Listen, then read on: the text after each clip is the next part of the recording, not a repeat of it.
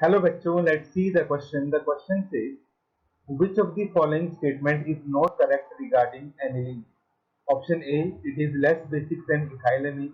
Option B, it can be steam distilled. Option C, it reacts with sodium to give hydrogen. Option D, it is soluble in water. तो हमें ये बताना है कि aniline से related इनमें से कौन सी स्टेटमेंट करेक्ट नहीं है। तो चलिए सबसे पहले हम बात करते हैं अबाउट द की कॉन्सेप्ट।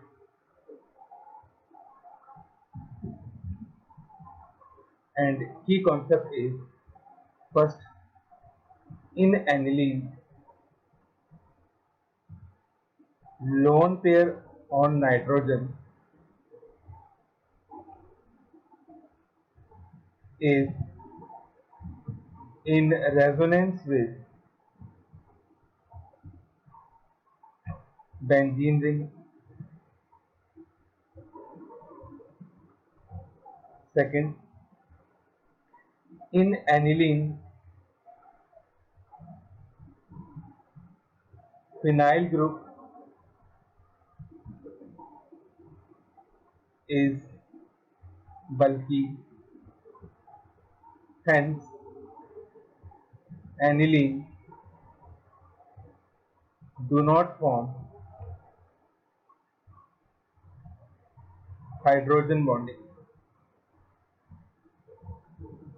ठीक है, तो उस वजह से एनिलीन जो है वो हाइड्रोजन बॉन्डिंग भी नहीं बनाता है। तो अब इन दो कॉन्सेप्ट को यूज करके हम इस क्वेश्चन को सॉल्व करेंगे। सबसे पहले अगर हम बात करें कि aniline is less basic than ethylamine, तो व्हेन बेंजीन कंटेन NH2, ये हमारे पास एनिलीन है, और C25NH2 ये हमारे पास इथाइलमीन है। अब जैसा कि मैंने आपको पहले भी बताया, जो हमारे पास एनिलीन है उसमें नाइट्रोजन के ऊपर जो लोन पेयर होते हैं वो रिंग के साथ रेजोनेंस में इन्वॉल्व हो जाते हैं।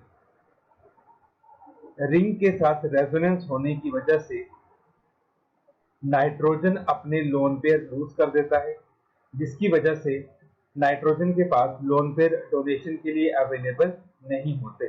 सो due to resonance, lone pair are not available for donation। जबकि अगर हम बात करें इथाइलमीन की, C2H5NH2, तो उसमें इथाइल का प्लस आई इफेक्ट होता है और यहाँ पे किसी तरह की रेजोनेंस भी नहीं होती है, तो इथाइल भी इलेक्ट्रॉन डेंसिटी को इंक्रीज करता है। Hence plus I effect of C2H5 increase basicity। ठीक, तो इसका मतलब जो पहला स्टेटमेंट आपको दे रखा है वो सही है कि जो इथाइलमीन होता है वो एनिलीन से ज्यादा बेसिक होता है। Second, the force of attraction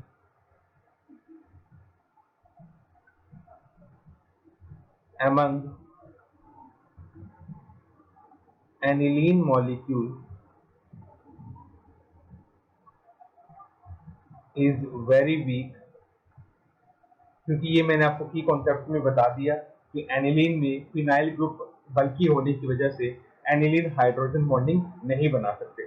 ठीक, तो उनके बीच में जो फोर्स ऑफ अट्रैक्शन है वो वीक होने की वजह से इट इज स्टीम डिस्टिल्ड। तो इसका मतलब जो सेकंड पॉइंट उसने दे रखा है वो भी करेक्ट है कि ये स्टीम डिस्टिल्ड हो जाता है क्योंकि मॉलिक्यूल के बीच में फोर्स ऑफ अट्रैक्शन बहुत कम होता है। अब हमारे पास जो फर्स्ट स्टेटमेंट में है उसमें ये बोल रहा है कि जब आप एनिलीन की रिएक्शन NH2, जब आप इसकी रिएक्शन सोडियम मेटल के साथ करवाओगे तो सोडियम क्योंकि हाइड्रोजन से ज्यादा रिएक्टिव होता है तो सोडियम हाइड्रोजन को डिस्प्लेस कर देगा और हमारे पास बनेगा NH नेगेटिव Na पॉजिटिव और साथ में हमें मिल जाएगी यहाँ पे हाइड्रोजन गैस। तो जनरली जो एनिलीन होता है वो सोडियम के साथ हाइड्रोजन गैस लिबरेट करता है, तो ये स्टेटमेंट भी हमारे पास करेक्ट है। As aniline cannot form hydrogen bond with water,